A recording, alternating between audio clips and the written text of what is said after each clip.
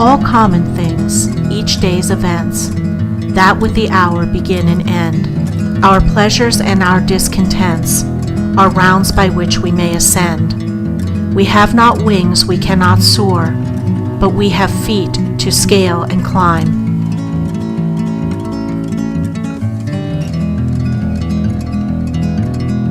Life is full of beginnings.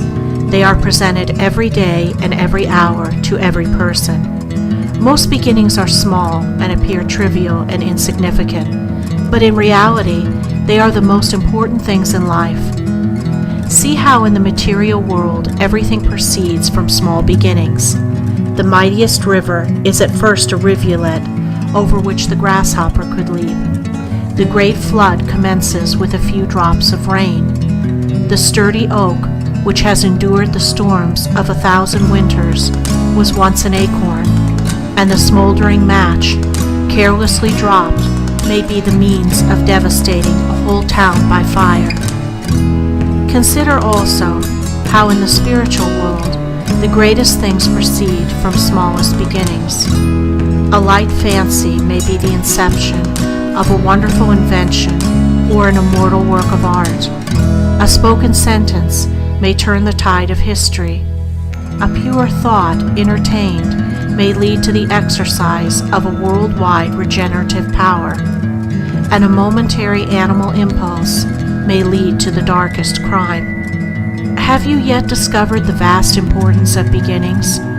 Do you really know what is involved in a beginning?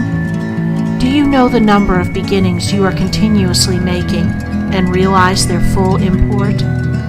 If not, come with me for a short time and thoughtfully explore this much ignored byway of blessedness. For blessed it is when wisely resorted to, and much strength and comfort it holds for the understanding mind. A beginning is a cause, and as such, it must be followed by an effect, or a train of effects, and the effect will always be the same nature as the cause.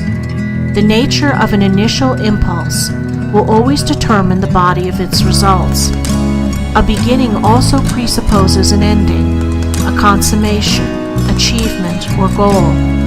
A gate leads to a path, and the path leads to some particular destination. So a beginning leads to results, and results lead to a completion. There are right beginnings and wrong beginnings, which are followed by effects of like nature. You can, by careful thought, avoid wrong beginnings and make right beginnings, and so escape evil results and enjoy good results. There are beginnings over which you have no control and authority. These are without, in the universe, in the world of nature around you, and in other people who have the same liberty as yourself.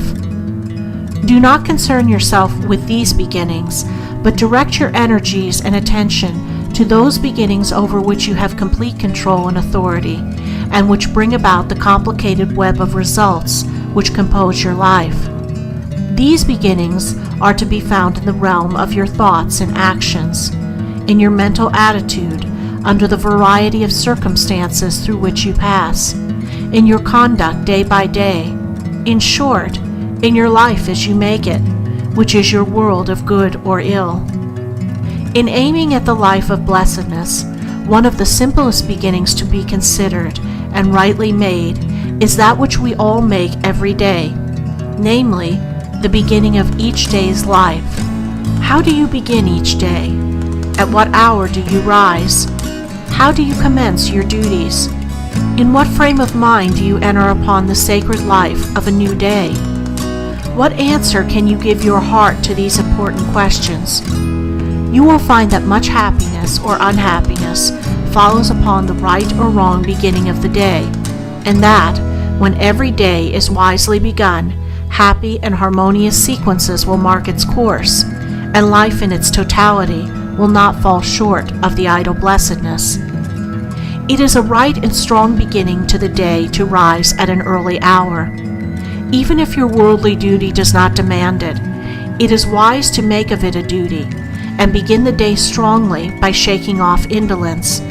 How are you to develop strength of will and mind and body if you begin every day by yielding to weakness?